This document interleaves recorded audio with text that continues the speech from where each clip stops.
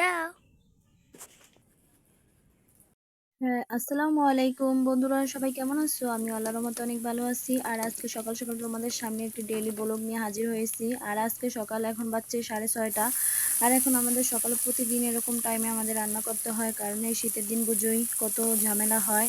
আরও দুইটা ছেলে আছে আমার, ছোট ছোট, ওদেরকে সামলিয়ে আবার সংসার সামলিয়ে সকালবেলা রান্না বান্না। আমার শাশুড়ি আমাকে হেল্প করে, আমিও তাকে হেল্প করি, মানে কাজ করা হয়। তবুও মানে এরকম অবস্থা। আর এই যে দেখতে পাচ্ছ কলির শাক ভাজছে, এগুলো হচ্ছে আমাদের ক্ষেতের কলির শাক। আর এখানে আমি মাছ দিয়ে কুমড় দিয়ে রান্না করতেছি। এখানে তেলাপিয়া মাছ, শিং মাছ, দুই পদের মাছ আমি কুমড় দিয়ে রান্না করবো এই জন্য নিয়েছি। আর আমার রান্না অনেকটা কমপ্লিট হয়ে গেছে। শাক ভাজছি, এই যে দেখেন। আর ওই ওই পাশে আমাদের ভাত ছিল, ভাতটা হয়ে গেছে। আর ওখানে কেউ নজর দিবেন না এই পাতিলটা দেখে। এই পাতিলটাতে আমাদের অনেক গরম পানি করা হয়, দিনে 2-3 বার করে। এই জন্য আমরা 2-3 দিন পর পর এই পাতিলটাকে ধুই। আর এখানে দেখতে পাচ্ছেন, আর এগুলো আমার শ্বশুরে এইমাত্র সকাল ভোরে ভোরে নিয়ে আসছে করলা, টমেটো, তারপরে আপনার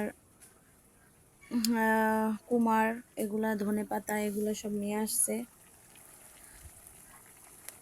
চুলাতে রান্না করলে স্বাদ বাড়ে, কিন্তু রান্না করতে অনেক কষ্ট হয়। আপনার পাতা লার্কি এক একটা এক এক দিন রান্না হয়। অনেক সময় লার্কি দিয়ে রান্না করে, অনেক সময় পাতা দিয়ে রান্না করি। আমার শ্বশুর অনেক, এখানে অনেক খালি জায়গা জমিন আছে, এখানে অনেক পাতা পড়ে, ওখান থেকে আমরা তুলে এনে তারপর রান্না করি। আর এই যে দেখতেই পাচ্ছেন আমি মাছগুলা দিয়ে দিচ্ছি এখন।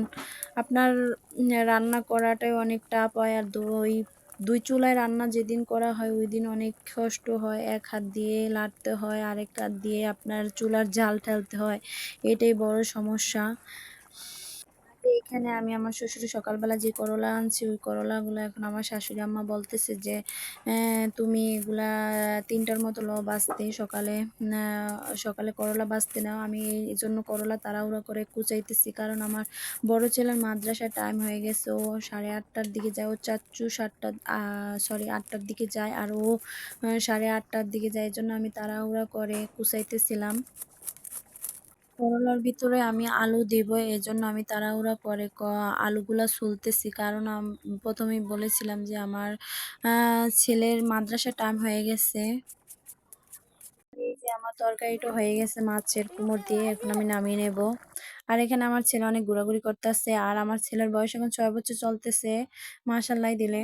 আমার বড় ছেলের, ও আমার ছাড়া কিচ্ছু হয় না। ওরে গোছল খাওয়ানো, এখনো হাত দিয়ে খাইতে চায় না, আমি খাওয়াই দিই। আবার এই পিচ্চিটারে পালি, মানে এত প্যারা আমার মনে হয়। যে এই যে দেখেন প্রতিদিন এর আবার মাদ্রাসায় অনেক খেলা চলতেছে, প্রতিদিন তার হাতে টাকা দিতে হয়। ছেলেদের হাতে, বাচ্চাদের হাতে টাকা দিয়ে লাইটা না দেওয়াই উচিত, কারণ আমি ওর হাতে কোনো টাকা দিই না, বাসায় এনে রাখি, ওগুলাই দেই, টিফিন দেই। কিন্তু প্রতিদিন টাকা নেয়, কারণ বেলুন খেলা হয়, বেলুন প্রতিদিন কিনা লাগে। এই যে আমার কুটুবাবুটার মনটা, শরীরটা একদম ভালো নাই, কারণ ওর অনেক ঠান্ডা লাগছে, জ্বর, এজন্য ও খুবই কান্না করে। আমার ছেলেকে এখন রেডি করানো হয়ে গেছে, এখন ওকে আমি একটু সামনের দিকে এগিয়ে দিয়ে আসব। প্রতিদিন ওর দাদাভাই ওকে এগিয়ে দিয়ে আসে, আর আজকে একটু তার হাতে অনেক কাজ, এজন্য ভেবে নিয়েছি যে আমি ওর একটু সামনের দিকে এগিয়ে দিয়ে আসব।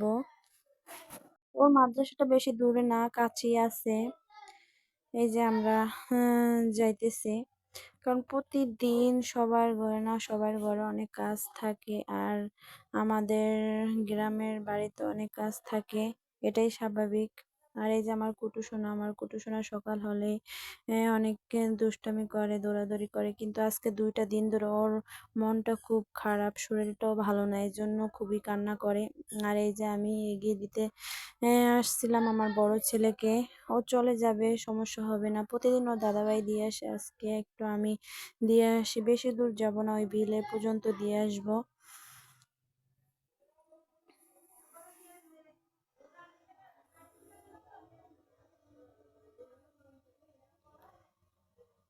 আমরা এতদিন ঢাকায় ছিলাম, আসছি 1 মাসের মতো, এখানে আসি ভর্তি করে দিয়েছি। আর এগুলা দেখতেই পাচ্ছেন খালি জায়গা, এগুলা সব আমার শ্বশুর আব্বার। এগুলাতে আপনার ধান হয়, ডাল করে, প্রচুর জমিন, কিন্তু আপনার আশেপাশে কোনো মানুষজন নাই, ঘরবাড়ি নাই।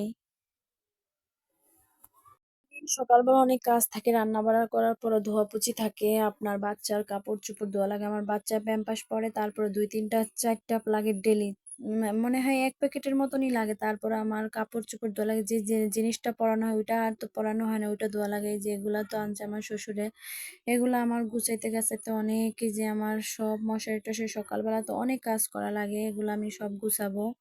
এই যে ঘরের অবস্থা নাজেহাল, এলোমেলো হয়ে আছে, এগুলো সব গুছিয়ে গাছিয়ে ঘর টর ঝাড়ু দিব।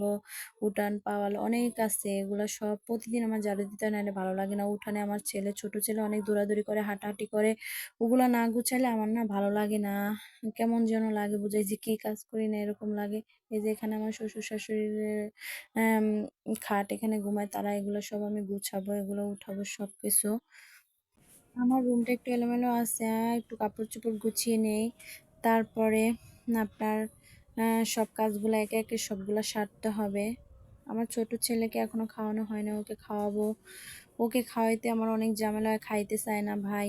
বুঝি না যে এত কিসের জন্য এত বাচ্চাদের খাওয়াইতে গেলে এত প্যারা মনে হয়, আমার কাছে খুবই প্যারা মনে হয়, বুঝাই যে কোনো খাইতেই চায় না।